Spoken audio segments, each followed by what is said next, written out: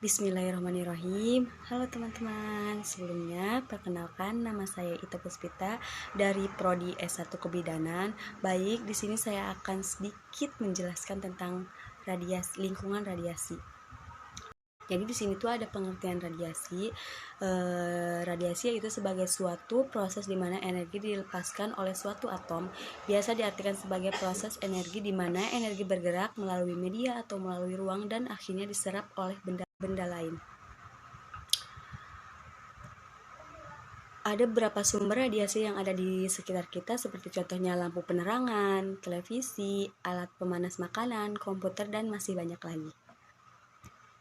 Selanjutnya di sini juga ada macam jenis radiasi berdasarkan sumber. Jika dilihat dari sumber radiasi, maka secara garis besar bisa dibedakan menjadi dua macam jenis radiasi. Yang pertama itu ada radiasi alam. Nah, radiasi alam ini berasal dari sinar kosmos, sinar gamma dari kulit bumi, peluruhan random seperti thorium yang ada di udara, dan juga radionuklida di dalam bahan makanan. Sedangkan untuk sumber radiasi dari alam diantaranya ada dua. Yang pertama itu ada radiasi benda, yang kedua itu radiasi dari kerak bumi. Nah, selanjutnya jenis radiasi yang kedua itu yaitu radiasi buatan. Nah, radiasi buatan merupakan radiasi yang terjadi akibat aktivitas manusia seperti penyiraman menggunakan sinar X pada bidang medis, radiasi pembangkit tenaga nuklir, radiasi bidang industri, dan sebagainya.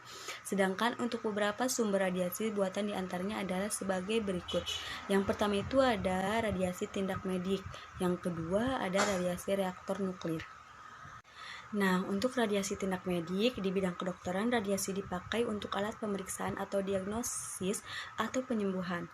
Pemindai sinar X atau ronsen adalah alat diagnosa yang paling banyak dikenal, sedangkan untuk dosis radiasi dari ronsen ini adalah dosis tunggal dan menjadi yang terbesar yang diterima dari radiasi buatan manusia. Nah, sedangkan untuk radiasi reaktor nuklir, ada banyak orang yang beranggapan jika tinggal di sekitar pembangkit listrik tenaga nuklir bisa menyebabkan manusia terkena radiasi tinggi. Baik, di sini juga ada risiko paparan radiasi terhadap wanita hamil. Wanita memiliki beberapa risiko yang tinggi terhadap paparan radiasi ionisasi yang dihasilkan oleh prosedur medis, area kerja paparan radiasi, dan pemeriksaan diagnostik sebelum kehamilan, dan itu memberikan efek biologis terhadap perkembangan janin pada saat kehamilan. Seperti kematian sebelum proses kelahiran, pertumbuhan yang terbatas di dalam kandungan, ukuran kepala yang kecil, malformasi organ dan kanker pada usia kanak-kanak, juga kematian zigot ataupun embrio pada tahap embryonic stage. Dan ibu sebagai wanita dengan kulit yang sensitif mudah terkena radiasi dari sinar matahari. Hal ini dapat menyebabkan ibu mengalami kerusakan terhadap kulitnya, seperti contohnya kulit kusam dan kulit bintik-bintik hitam, bahkan bisa terjadi kanker kulit. Inilah salah satu yang mengganggu kesehatan. Baik, selanjutnya di sini ada pencegahan dan perlindungan terhadap radiasi. Prinsip keselamatan kerja yang baik. Ada 3 prinsip penting proteksi radiasi dalam Konsensus International Commission on Radiological Protection atau ICRP.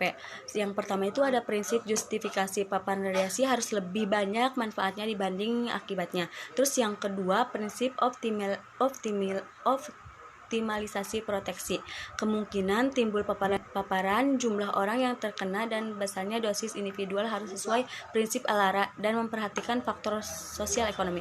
Yang ketiga ada prinsip limitasi dosis, jumlah dosis yang diterima oleh suatu individu selain dari paparan medis tidak boleh melebihi batas yang direkomendasikan oleh ICRP.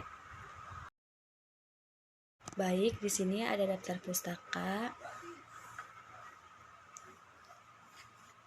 Mungkin cukup sekian dari saya, kurang lebihnya saya mohon maaf. Wassalamualaikum warahmatullahi wabarakatuh.